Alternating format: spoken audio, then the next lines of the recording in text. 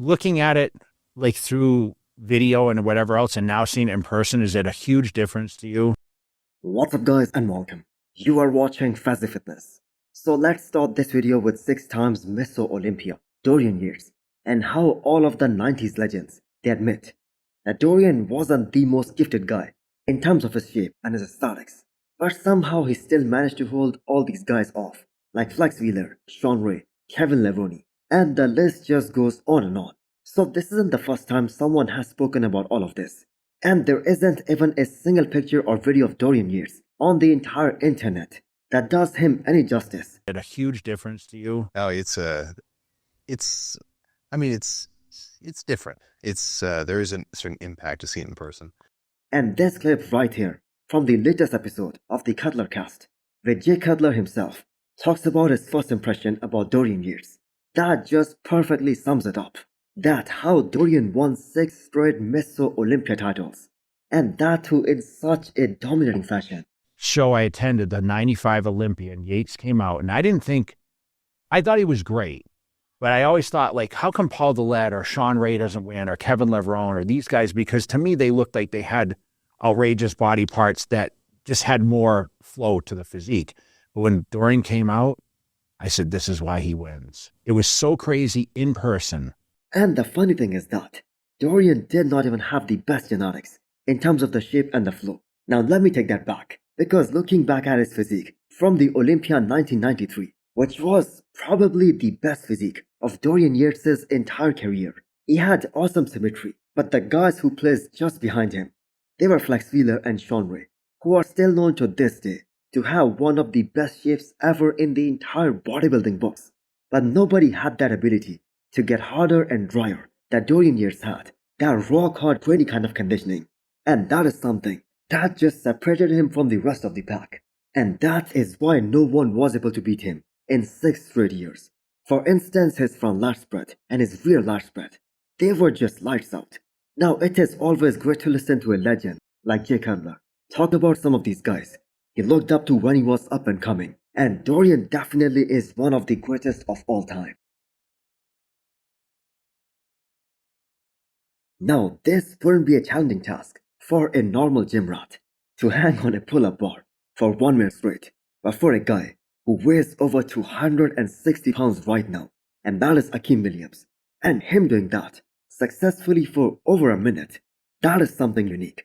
So nobody is really talking about Akeem Williams, as most of the fans are focused on who is gonna be top 3 at this upcoming Arnold Classic next year, with Samson Dauda, Andrew Jack, and Derek Lunsford. And with all of these monsters in there, the thing is, nobody else just stands a chance. Now I really wonder what the judges wanna see from Akeem Williams in his future competitions, because gone are the days when Akeem was the guy who always showed up out of shape, because Akeem this year proved that he can be one of the most consistent guy in the men's open lineup. He did a total of 6 shows in a matter of a few months, and surprisingly, he saved the best for the last, because he looked absolutely bone shredded at the Big Man Week in Spain, and also his look at Romania Pro, that was so damn good. So was there any other guy who competed as much as Akeem in 2024? I guess not as of right now. Emir did a lot of shows, but even he did not do 6. Now Akeem right now has just one weak pose, and that is the back double biceps, which most likely will always be this way, because it has nothing to do with his training style. It has to do a lot with his genetics, and more than that nerve-related injury. So this is a very tough and a very deep Arnold lineup, and a top 5 finish here for Akeem Williams. That is gonna be ideal, and that is gonna be a big deal. Next up is the update of Shaun. So him doing this upcoming Arnold in the men's open class simply means 2 things. 1, he just loves to compete, and 2nd, maybe mentally Shaun has accepted that he won't be able to beat Keone again, no matter what he does, no matter how he shows up. Because on one hand, we have Keone, who is taking all this time to detox, to clean out his system, before he shifts the gear again for the off-season ahead. While Shaun on the other hand, is prepping for this upcoming Arnold. And not to forget, he also did Prague just a few weeks after this year's Mr. Olympia. So basically he has been staying in prep mode all this time. Now Keone Pearson is gonna pull away further and further from all of the competition, not just Shaun, as he gets more and more of these long off seasons. We just saw him do this amazing transformation in just 1 year, from the Olympia last year to the Olympia this year. So where will Shaun place at this upcoming Arnold? So there are 3 Miss Olympias in this year's Arnold lineup. And there is also William Bonac, who is not only a multiple times Arnold champion, but a top 7 from this past Miss Olympia. And there is a returning bigger and better James Hollingshead. So the last time Shaun did the Arnold, that was back in 2023, and he placed top 5. Now this year's top 5, that looks more tougher because of the diversity of the competition. The Brazilian fans have to wait a 1 full year before they see their favorite athlete again on the stage, because Ramondino isn't doing this upcoming Arnold, and he won't be doing any other show either before the Olympia next year. But this is something that was very much needed for Ramondino if he wants to come back and have a shot at that Miss Olympia title, just like Urs Kraszinski. Now it will be the very first time since 2022 that Ramon won't be competing at the Arnold, which is happening next year in March. But he has been training full throttle, and he looks really awesome right now.